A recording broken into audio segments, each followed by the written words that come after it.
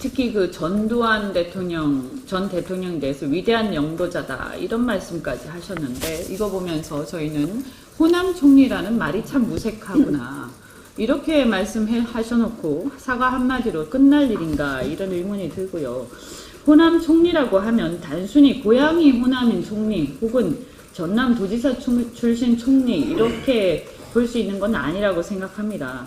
패권에 대한 저항 그리고 개혁성 그 호남의 어떤 역사성에 대한 인식이 투철한 총리여야 우리가 호남 총리라고 말할 수 있는 것 아니겠습니까?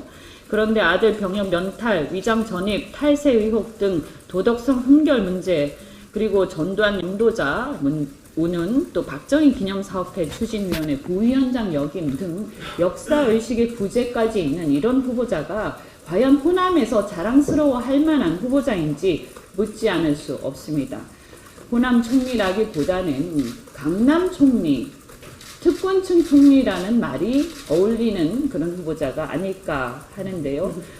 호남 총리라고 하면서 어물쩍 넘어가려는 태도, 문재인 정부의 향후 성공적 국정 운영에 도움이 되지 않을 거라고 생각합니다.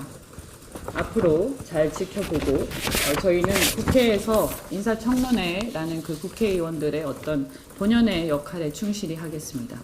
자, 이낙연 총리 후보자 인사청문회 이야기를 좀 해보겠습니다. 사실 할 게 별로 없어요.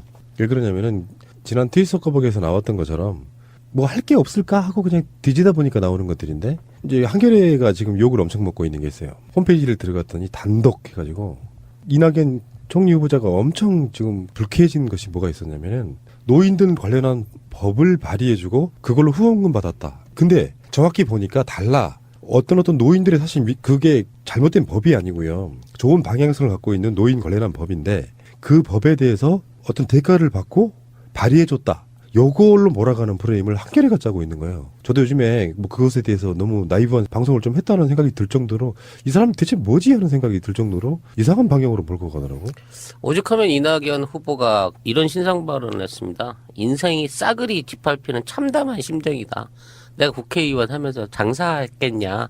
쉽게 말하면 법안 팔아는 장사했던 사람인 거냐라는 식으로 지금 그동안 의회 활동을 자체를 완전히 깔아뭉개는 식의 발언에 굉장히 본인의 인생이 부정당하는 듯한 절망감을 느꼈다라고 얘기를 하는데요. 말도 안 되는 시비를 걸어갖고 어떻게든 그 상처를 내보려고 하는 게 지금 뭐 자유한국당이나 국민의당의 입장일 수도 있겠죠. 워낙 지지율이 안 나오니까 상대적으로 문재인 정부의 흠집을 만들기 위해서 온갖 노력을 다하고 있는데 이제 오히려 지들이 스스로 역풍을 맞게 되는 계기를 또 하고 있어요. 그나마 지키고 있던 단단히 숫자 7, 8%짜리 지지율도 이제 그 절반으로 또 빠지게 생겼더라고. 이 꼴로 나가게 되면은. 김광수 의원? 그 사람 문자폭탄 처음에 거론한 사람? 그 사람 보니까 나는 그게 정말 정치인으로서의 뭔가 좀 이상한 똘끼? 그거를 이제 확증 편향이라고 생각하는데요. 보고 싶은 건 뭔다 이런 거거든요.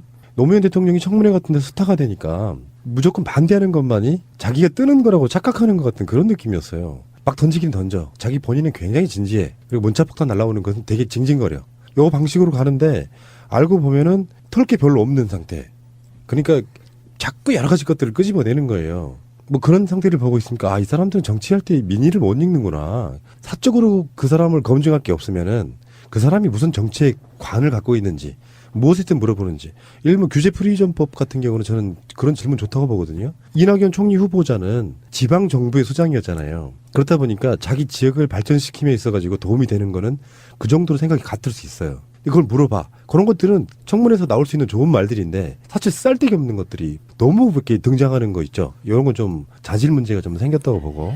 결국 이제 자유한국당이 짚는 건 위장 전입했다. 그거 하고 방금 말씀하신 청부 입법했다. 그다음에 부인 그림을 강매했다. 또는 대작을 했다. 이 말도 안 되는 의혹들을 던져놓고 있는 거거든요. 뭐 후원금 부분은 그렇다고 치더라도 위장 전입 같은 경우에는 89년도 일이거든요. 이게 몇 년 전이야. 그 당시만 하더라도 부동산 실명제, 금융 실명제 이런 거 전혀 없었고 그 당시 이낙연 씨는 그냥 일개 기자였어요. 그렇기 때문에 무슨 공직자도 아니고 그 당시 있었던 일에 대해서 사과는 했지만 그 당시에 이게 죄가 되는지도 정확하게 모르던 시절에 일을 꺼내가지고 당장 엊그제 일을 저지른 것처럼 설레발을 치고 있는 거고요. 나는 사실 그 부인이 모르겠어요. 그 부인 작품을 본 적이 없어서 모르겠는데 일생 동안 예술을 하고 거기에 맞춰서 개인전을 하고 전시회를 하던 사람 보러 저 사람 수준 미달이다. 대작이다. 남편 위세 업고서 강매해가지고 돈 벌었다. 이거는 너무 치졸한 비난이 아닌가 싶은 거야. 그 문자폭탄도 그렇잖아요. 지들이 역으로 남의 병역비리나 말도 안 되는 거 하기에는 네 자신이 깨끗하지 못하니까 너부터 잘해라고 시민 여론이 그쪽에다가 일종의 경고성 또는 그 부분에 대해서 지적한 부분을 가지고 이걸 대통령이 책임져야 된다는 등 민주주의 헌정 파괴라는 등 뭐 이따위 논리를 들이대는 거는 도대체 무슨 정신 세계인지 이해가 안 되는 놈들이 이번에 다 보여주고 있는 거예요, 지금은. 그러니까 전반적으로 국회의원들한테는 청문회는 기회거든요. 튀어서 국민적 관심 받아보자 이런 그런 전략인지 모르겠는데 관심이라고 하는 것도 사실은 국민적 여망에 부응하는 정도. 잘한 건 잘했다고 해줘야지. 죄가 되지 않을 것 같은 거를 끄집어내서 그것을 마치 자기들이 어떤 당연한 권리인 양 행사하는 건 좀 문제가 있다고 보고요. 더군다나 황교안이라든지 뭐 문창극이라든지 이완구라든지 엄청 많죠. 이 전 정권에서 보여줬던 그 국무총리 나오는 족족 이상한 사람들 그런 자들이 뭔가 행하기에는 내가 누리 같으면 이렇게 할 것 같지 않아요. 정치인도 좀 정신세계 이상해 보이는데 그게 미안해서라도 그렇게 큰 결격 사유가 안 되면 짚고만 넘어가주는 정도 앞으로 그러시지 마십시오 정도만 해도 되는데 쓸데기 없는 거를 너무 물고 늘어지니까 짜증이 막 나기 시작하는 거예요. 저는 이번에 한국당이 이낙연 후보자에 대해서 부적격으로 보고서를 내주길 바랍니다. 어차피 국민의당이 찬성하기만 해도 사실상 총리 지명은 승인이 되는 숫자잖아요. 이 와중에 끝까지 딴지를 거는 모습을 보여줘가지고 정치적 오물을 한번 끝까지 뒤집어 써라. 니들이 그렇게 의혹 많고 이상하다고 해놓고 거기에다가 찬성표를 던지는 건 더 모양이 이상하잖아. 끝까지 던져. 그리고 이 모든 멍해를 니들이 뒤집어 써라고 얘기하고 싶은 거죠. 만일에 국민의당까지 반대 의견에 보고서를 낸다고 치면 국민의당이 그나마 남아있던 5%도 안 되는 호남 지지율을 다 까먹지 않고서는 그런 일이 있을 수 없을 거지만 만일 국민의당까지 합쳐가지고 이걸 부결시킨다라는 사태가 오면 지금 있는 야당은 말 그대로 관뚜껑 일집 덮는 꼴 될 거예요. 박멸로 가는 거죠. 그렇죠. 셀프 박멸. 지방선거 전에 박멸돼 버리는 거야 그렇게 되면. 네. 제가 어제 트윗 속가보기 하면서 한 발언에 대해서 좀 정정을 해야 될 것 같은데요. 실거주를 안 하셔가지고 위장 전입은 맞습니다. 근데 부임을 받지 않으신 것을 제가 전입을 안 했다고 말을 잘못한 거 이게 했습니다. 위장 전입이라고 하는 게 실제로 안 들어갔던 뜻이잖아요. 안 들어갔으니까 예를 들면 이사를 간 게 네. 아니기 때문에 위장 전입이잖아요. 네. 그러니까 들어간 건 아니다. 네. 네, 이렇게 보시면 될 것 같고 네. 만약에 이낙연을 자유한국당은 부적격이라고 규정을 했어요 지금. 네. 근데 엄청 고민스러운 거야. 말은 부적격이다. 얘네들 복수하고 싶은 거예요. 전에 야당들이 자기네들 총리 후보자에 대해서 계속 반대해오고 했던 목소리에 대한 복수를 하고 싶은데 시기도 그렇고 이낙연은 상대적으로 엄청 깨끗하잖아요. 별게 사실 없어. 논란을 위한 논란일 뿐인 경우가 되게 맞습니다. 많아요. 그러니까 실제로 표결을 할 때 어떻게 될 것이냐. 요거는 말과 행동이 굉장히 다를 수 있다는 이야기예요. 고민스럽지. 더불어민주당 국회의원 숫자가 120명에 150명을 채우기 위한 그 과정에서 반대가 누가 했느냐는 제가 봤을 때는 엄청난 역풍이 불 거라고 생각이 들어서 엄청 고민스러울 거예요, 지금. 그리고 사실 150을 채우기가 쉽지 않은 게 지금 바른정당이 이번 청문회에서의 태도도 그렇고 반대 입장을 내세우지 않을 것 같은 가능성이 높아요. 오히려 민주당과 선거 전에도 예상을 했지만 공당으로서의 독립성을 지켜가기 위해서 옳은 거는 옳다고 하고 틀린 건 틀리다고 하겠다라는 차원에서는 지금 있는 입장에서 바른정당이 반대해서 지금 자유한국당을 새날라가게 만들어 버리면 오히려 정통 보수 입장에서는 더 많은 지지율과 당에 대한 그 관심을 끌어올 수 있는 여건이 될 수 있거든. 그러니까 지금 이 상황이 앞으로 펼쳐지게 될 여소야대 구대 그리고 다당제 현재 체제 하에서의 앞으로의 정책이 어떤 방식으로 의회에서 의결될 것인가를 보여주는 바로미터가 되겠다는 생각이 드는 거예요. 이번 청문회도 자유한국당의 횡포를 보면서 그냥 정말 그 비판을 하고 싶고 비난을 하고 싶어서 하는 행동이 너무나도 그냥 보이죠? 너무 보이고 그 후보에 대해서 검증을 한다는 명분 아래 부인을 명예훼손을 하고 아들을 그냥 정말 사람 아닌 사람을 만들어 놓는 그 행위 자체가 바뀌었으면 좋겠어요. 왜냐하면 이게 자기네들은 그냥 어떤 의도로 하는지는 모르겠지만 바라보는 국민으로서 정말 정치를 더럽게 만드는 그 시발점이 아닐까라는 생각을 정말 너무나도 많이 하게 되더라고요. 네, 이번에 청문회 때 바른정당은 굉장히 스탠스를 잘 잡았다. 네. 바른정당의 청문위원이 한 명밖에 없습니다. 김용태 의원. 이분은 정책 검증에 주력을 했어요. 그러다 보니까 훈훈해지는 거지. 그러니까 이게 있어. 지금 예를 들어서 이런 상황이 있죠. 어떤 정권이 들어섰고 한 몇 년쯤 지났고 근데 정치를 정말 잘못하고 있는데 국무총리를 이상한 사람을 앉혔어. 그건 이제 이명박이나 박근혜 때 많이 봤던 모습이잖아요. 그때랑 상황이 달라. 꼬투리를 잡기 위한 꼬투리들만 끄집어내니까 짜증이 나는 거예요. 보는 사람이. 뭐 잘못한 건 잘못했다고 말할 수 있죠. 근데 그 꼬투리 잡는 자들이 갖고 있던 예전의 행위들을 보면 도저히 납득할 수 없을 정도로 이들 수준에 보면은 정말 이 사람 성인 군자에 가깝구나 라고 느끼는 정도의 사람을 공격할 수 있는 사람은 본인들도 포함하고 자기 정당들이 어떻게 했는가를 한번 생각해 봐야 돼요. 하다못해요. 황교안이 병역 면제받았잖아요. 국무총리 이제 청문회 할 때 진짜 당신이 단마진이 다 나왔다고 치고 나중에 군 면제 이후에 병원 다닌 기록 내놔 이렇게 했거든요. 안 줬어요 지금까지도. 그러니까 병역 면탈이 사실상 그거 하나만 더 확정적인 상태였었거든요. 병원 다녔으면 그게 기록이 있을 거 아니에요. 안 내놓는단 말이에요. 그런 방식으로 해왔던 자들이 저런 식으로 이렇게 지금 어거지를 놓고 있는 것이고 솔직히 말씀드리면 이낙연 정도는요. 우리나라 여야를 떠나가지고 공직자들 그 정도 누구나 다 있습니다. 하여튼 뭐 국민의당이 합세해가지고 이 생채기 내기 해가지고 그냥 최선을 다하고 있는데 이현주 이 막차 타고 들어간 이 아줌마가 수석 부대표네요 또. 네. 언제나 마지막에 타는 사람이 지분이 많은가 봐요. 근데 이 전두환 전 대통령한테 위대한 영도자를 했다는 식으로 이제 그 언론 플레이를 하고 있는데 아니래잖아요. 사실은 이게 당시 민정당 사무총장이 했던 얘기를 맞습니다. 옮겨 적은 것 뿐이래요. 네. 이런 거는 기자였었잖아요. 사실관계에 대해서 실수한 거는 반성하고 넘어가야 되는 거 아닌가? 그러니까 따옴표 민정당 모모 위원장 위대한 영도자 전두환 따옴표 요거잖아요. 이거. 이현주 의원은 원래 그런 겁니다. 배신자는 훨씬 더 강력하게 뭔가를 해야 자기 존재 가치가 인정받는 것이거든요. 하여튼 지금 20석밖에 안 되는 바른정당의 스탠스가 굉장히 앞으로 전국 구성을 하는 데 있어서 바른정당까지 파트너로 끌어들일 수 있다고 하면 굳이 정계 개편하거나 합당할 필요 없어도 지금 자체적인 그 숫자만 가지고도 다당체 구도가 가능하겠다라는 걸 이번에 보여주기 바라고요. 또 그 김용태 의원의 선전을 통해 가지고 이 캐리어 컬링으로 전 세계적인 스타가 되신 김무성 씨가 깎아먹은 지지율 빨리 회복하시기를 바랍니다. 그러고 보니까 같은 당이었구나. 우린 아직도 이 사람이 자유한국당 당원으로 지금 착각하고 있었어. 김무성은 원래 출범 취지하고 맞지 않은 사람이죠. 사실은 정말 수구골통 중에 하나인데 자기 살겠다고 뛰쳐나가가지고 참. 빨리 제자리 돌아가야 되는데 왜 이 사람이 아직도 바른정당에 남아있는데 이유를 잘 모르겠어. 타이밍을 놓쳤어. 그렇다고 지금 환영해서 받아줄 사람도 없으니까. 삶은 타이밍이잖아요. 홍준표도 그런 말 했는데 그게 정답이에요.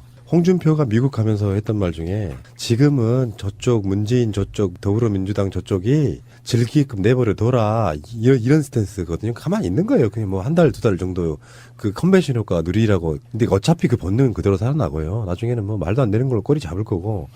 이런 게 있거든요. 정부라고 하는 것이 워낙에 적폐 덩어리인데다가 국가라는 게 다원화돼 가고 발전하다 보면은 논란거리도 많고 문제거리도 많이 생겨요. 그러니까 지금 당장에 일어나는 모든 논란거리는 전 정권의 것이라고 이야기할 수 있지만 이게 이제 두 달, 세 달, 뭐 6개월, 1년 지나가고 나면 그때부터는 이제 책임을 물어라 하면서 계속해서 논란거리가 생길 거라고요. 그럴 때 이제 물어뜯으면서 봐, 니들이 정권 잡아도 다를 게 없지 이렇게 물어뜯을 만한 기본적인 유전자, DNA를 갖고 있는 사람들이기 때문에 초장에 확실히 좀 대멋질을 좀 해놔야 될 부분들은 분명히 있다고 보고요. 그리고 지금 문재인 대통령이 하는 방향성들은 아까 초반에도 이야기를 했지만 국민들이 원하고 바라던 것들이 바로바로 이루어지는 그런 느낌이에요. 대통령이 직접 커피 타서 드시는 거 멋지잖아요. 그러면 커피를 타주는 인력들이 자기 업무로 돌아갈 수가 있어요. 모든 공직이 다 그런 거 아닙니까? 이현주 의원은 존재감 과시하려고 정말 엄청난 일을 하십니다. 진짜 인간적으로 너무한다. 저번에 홍대에서 허그할 때 이현주 트윗을 보고 제가 깜짝 놀래가지고 대통령이 다 된 것처럼 그렇게 굳이 딴지를 걸어야 돼요? 그 약속사항을 지키는 상황인데 막 빈정거리고 있는 거예요. 이 사람 대체 뭘까? 정치적 감각이 있는 사람일까? 사람이 이런 게 있거든요. 국민에게 오늘 나온 그 문재인 대통령 국정 지지율 보면은 82, 3% 이렇게 나온단 말이에요. 사실은 국민 절대 다수가 찬성하고 있는 거잖아요. 잘하고 있다고.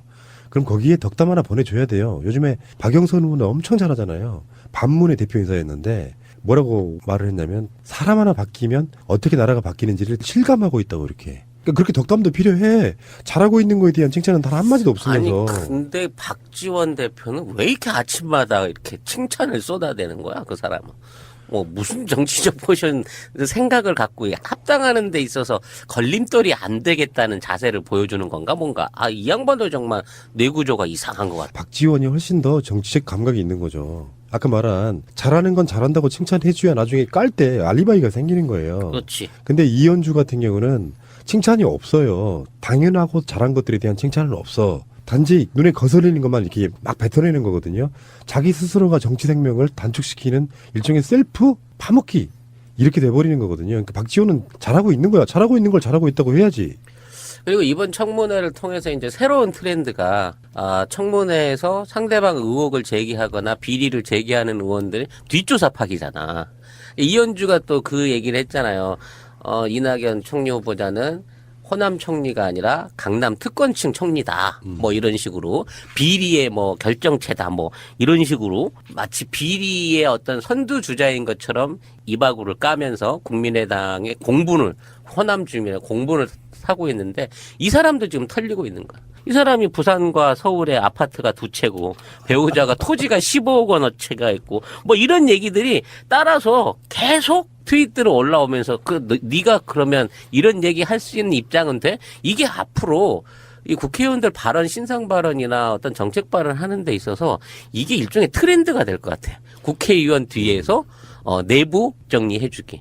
이렇게 되면 이 사람들 나중에 총선에 다시 출마하거나 지역구에 돌아갔었을 때 정말 정치하는 거 조심해야 된다라는 부분에 있어서 이게 정치가 좀 개방화되고 새로운 시스템이 정착된 게 아닌가. 매우 기분 좋더라니까. 이게 실제로 우리가 말하는 대의 정치를 좀 더 진보시킨 직접 대입하는 정치가 될 가능성이 높습니다. SNS 시대라. 자, 알겠습니다. 새 정부 첫 인사청문회였는데 사실 볼 게 별로 없는 뭔가를 의혹 제기를 하면 바로 본인이 털리는 굉장히 이상한 현상을 봤습니다. 국민의당 지지자분들이 분노하고 계십니다. 다 그렇게 까먹고 싶니? 열심히 하면은 참 이현주는 정말 제가 봤을 때 정치인으로서 연구 대상인 상태가 좀 됐다고 봐요. 더민주 너네들 그러는 거 아니다. 국당 깨러 갔니? 참 내원. 지금의 트렌드는 그런 것 같아요. 잘하는 건 잘한다고 칭찬해주고 못하는 거 결정적인 거 까고 근데 반대를 위한 반대를 하게 되면 안 된다. 그런 트렌드를 가진 사람들은 정치인이건 뭐 언론인들이건 트렌드를 못 읽고 있다 저는 그렇게 보고요. 어제 청문회 때 나왔던 얘기인데 우리 후보자께서 전두환 전 장군을 위대한 영도자라고 하신 적이 있느냐라는 것을 말씀하셨는데 제가 듣기에는 우리 저 후보자께서 뭐 그런 적 있다라고 시인한 걸로 들었는데 이 기사를 보면 그렇지가 않습니다. 직접 그런 표현을 쓰신 게 아니라 당시 권익현 사무총장, 여당의 사무총장이 그런 표현을 쓴 걸로 돼 있는데 팩트가 뭡니까? 예, 그 지방의 당 행사에서 제가 그때 출장 가서 취재를 했던 것 같습니다. 손바닥보다 작은 꽃잎 하나였는데 거기에 권익현 사무총장이 그 자리에 참석해서 그런 발언을 하더라. 약간은 저로서는 좀 과도한 칭찬에 대한 저항감 같은 게 있었을 거라고 생각을 합니다. 네. 그러니까 우리 후보자께서 그런 표현을 쓰신 건 아니다. 저의 표현이 아니고 권익현 사무총장이 하신 말씀을 인용 보도한 겁니다. 네. 그게 팩트면 좀 다행이고요. 또 하나 체크하겠습니다. 제가 어제도 말씀드렸습니다만 제가 국방위 간사로 일을 하고 있는데요. 제가 국방 1년 하면서 계속 사드 문제 때문에 뭐 계속 그것 때문에 공방을 주고받았는데 뭐 전반적인 건 질문드리기 하나만 간단하게 여쭙겠습니다. 우리 이 헌법에 보면 국무회의라는 게 89조에 정해져 있고요. 다음 사항은 국무회의의 심의를 거쳐야 한다 이렇게 되어 있습니다. 거기 6항에 보면 군사에 관한 중요 사항도 국무회의 심의를 거치게 되어 있습니다. 뭐 거두절미하고 사드 문제는 뭐 그 당시의 관점에서 보든 또는 돌이켜서 지금의 관점에서 보든 군사에 관한 중요 사항임은 분명해 보이는데 국무회의 심의를 안 거친 걸로 제가 알고 있습니다. 이게 과연 맞는 걸까요? 네, 어제도 사드 문제의 옳고 그름을 떠나서 절차적 정당성에 시비가 생긴 현실에 대해서 말씀을 드린 바가 있습니다만 이것이 국무회의 심의사항이냐 의결사항이냐 이전에 국가 최고회의기구인 국무회의에서 논의되는 것은 자연스러운 일이라고 생각합니다. 그런 의미에서 정치적 의미의 심의라도 했어야 옳다 이렇게 생각합니다. 네. 헌법에 정해진 대로 저는 국무회의 심의 대상이었어야 된다고 저는 생각하고요. 그 결정의 찬반을 떠나서 제가 드리는 네. 말씀입니다. 이게 지금 소급해서 그렇게 할 수 있는지는 제가 잘 몰라서 그 점은 좀 논의해 볼 일이라고 생각합니다. 네. 제가 우리 헌법상에 있는 총리 제도에 대한 관심이 좀 많은 편입니다. 그래서 국회의원이 되자마자 총리의 권한과 지위에 관한 법이라는 걸 제가 일종의 재정법을 냈습니다. 근데 상당히 총리 권한을 좀 강하게 해석을 해서 제안을 했습니다만 국회에서 충분히 지금 논의는 안 되고 있는 게 사실이고요. 그 관점에서 제가 좀 몇 가지 말씀을 드리면 고건 전 총리 행정의 달인이라고 하는 고건 전 총리가 회고록을 쓰신 걸 보면 이 제목이 국정은 소통이더라 이런 제목입니다. 이 한마디로 저는 많은 거를 말해주고 있다고 저는 생각합니다. 이 내용을 들여다보면 인상적인 대목이 국무위원 제청권을 문서로 했다라는 대목이 나옵니다. 처음으로 이분이 처음에 이제 노무현 대통령 취임하고 조각할 때는 못했습니다만 중간에 이 장관을 바꿀 때는 문서로 건의권 그러니까 이 제청권을 행사했다라는 게 여기 제청 사본까지 제시하는 게 있습니다. 기록을 위해서 앞으로도 혹시 제청권을 행사하실 일이 있으면 문서로 하실 의향은 없으십니까? 예, 의미 있는 방법이라고 생각합니다. 네. 또 하나 국무위원 해임 건의권도 제가 어제 말씀을 좀 단호하게 행사해 달라 말씀을 드렸는데 여기도 그런 내용은 나옵니다. 해임 건의권을 문서로 하진 않았습니다만 기왕에 할 거면 해임 건의권도 저는 문서로 하는 게 좋겠다. 국정은 문서로 이렇게 하는 게 맞다라는 게 우리 헌법에 정해져 있으니까 그것도 한번 생각해 볼 만하지 않겠습니까? 네, 국무총리와 대통령 사이에 헌법에 바탕한 행위는 문서로 하는 것이 일리가 있다고 생각합니다. 네. 제청권과 해임 건의권에 대해서는 문서로 하는 것을 우리 총리 후보자께서 동의하시는 걸로 제가 이해하겠습니다. 우리 헌법에 대한 학자들의 의견을 들어보면 총리는 대통령을 보좌하게 명시가 되어 있습니다. 그런데 대통령의 명을 받아서 행정각부를 통할하게 돼 있다. 이 표현은 대통령의 명을 따라야 되는 거긴 하지만 대통령이 행정부를 통할할 때는 총리를 거쳐서 하라는 걸로 해석이 된다. 대통령이 직접 하지 마라. 총리를 통해서 하라는 거기 때문에 일종의 견제장치다 이런 해석도 적극적으로 합니다. 그렇게 보면 총리께서 그 점을 좀 더 많이 인식해 주셨으면 좋겠다는 말씀을 드리고 싶고요. 국정은 소통이더라는 이 책 제목에 근거해서 보면 소통이 중요한데 일반 국민과 직접 소통하는 것도 저는 필요하다고 봅니다만 가장 유용하고 효과적인 소통 채널은 저는 국회하고 언론이라고 봅니다. 국회는 자주 접촉하시면 되고요. 국회 동의를 받는 게 총리이기 때문에 또 해임 건의안이 또 국회에 있습니다. 그래서 국회랑 긴밀하게 소통하는 과제가 총리에게 주어져 있다. 헌법 정신이다. 그래서 저는 창구를 국회와 행정부가 소통하는 창구가 총리가 돼야 된다 이런 생각을 갖고 있기 때문에 보다 적극적으로 그런 역할을 해주십사 말씀을 드리고요. 언론이라고 제가 말씀드리는 이유는 이런 겁니다. 좀 거칠지만 단도직입적으로 국익과 진실이 충돌할 때 언론이 어떤 선택을 해야 된다고 보십니까? 기본은 진실이라고 생각합니다. 물론 국익도 중시해야 됩니다만은 진실을 포기할 수는 없다라고 생각합니다. 네. 언론인 출신이니까 진실이 저는 더 중요할 거라고 말씀하실 거라고 기대했는데 제가 이 말씀 드리는 이유는 오바마 대통령이 퇴임할 때 기자실에 들러서 당신들의 건설적인 비판 때문에 내가 올바르게 더 국정을 잘할 수 있었다. 이렇게 회고한 적이 있습니다. 모든 기사가 좋지는 않았지만 당신들 때문에 내가 더 잘할 수 있었다 이런 말씀을 하셨는데 저는 그 말이 굉장히 와닿았거든요. 언론인 출신이니까 언론의 비판에 대해서는 즐기시기를 제가 좀 말씀드리고 싶은데 그러시겠습니까? 네, 심지어 오보마저도 사양이 되는 경우가 있습니다.